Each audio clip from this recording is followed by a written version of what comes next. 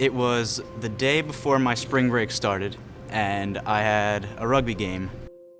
I was making a tackle, and I remember exactly how I did it. I wrapped him up and kind of spun him to the side a little bit. It was his elbow, and it just got me right in the temple. I instantly just got up, and my whole vision was blurry and shaky. I can now appreciate when people say they saw stars. Something wasn't right.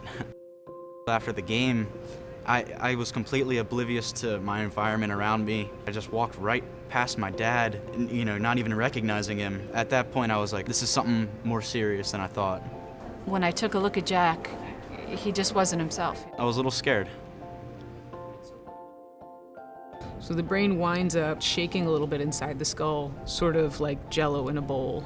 The injury that happens is not necessarily just from the impact, but it's what happens to the brain after the impact. You can't really see a concussion. It's more of what has happened to their function. He was slowing down with his words. He couldn't convey what he wanted to convey. Having a conversation or reading a text message or a book, tying your shoes wouldn't be as easy. You would have to think harder, or I don't know, it might just take you a little bit longer. You just don't feel all the way there, and it affects, little parts of your daily life.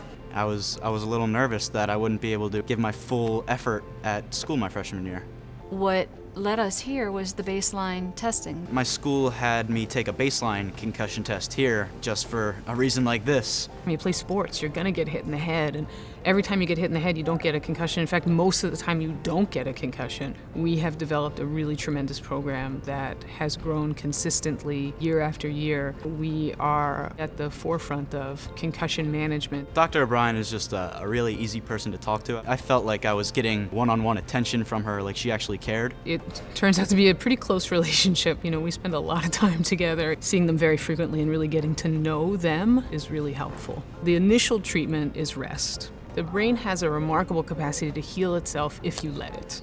Our first visit, he understood perfectly well what he had to do to get better, and he was terrific about it. He started to feel better, so he started to do a little bit more and do a little bit more, and he just pushed a little too hard. I had my end of the year finals, and I thought to myself, maybe if I just do this little bit of schoolwork now, I won't have to worry about it later. When he came back in the office and I could show him how things had gotten worse, I think that really hit home for him. That was a sign for me to just completely listen to whatever Doc said. Eventually he got it, that he needed to back off. As he backed off, I think he could see himself getting better. I wasn't doing any schoolwork. I wasn't doing any extracurricular things. And then as they start to feel better, we start to add things back. We have to get you back to school first. I was really stressed out until I talked to Dr. O'Brien, and she really worked with me and my school counselors and teachers to clear all that and make sure that I got to back being healthy. I didn't know it was going to be so difficult to get back to 100%. I think Jack really saw the light. I think he's just about back to normal, if not totally back to normal. I can say it's been a wonderful experience. Coming to Nemours, it was just really helpful, and I'm glad I did.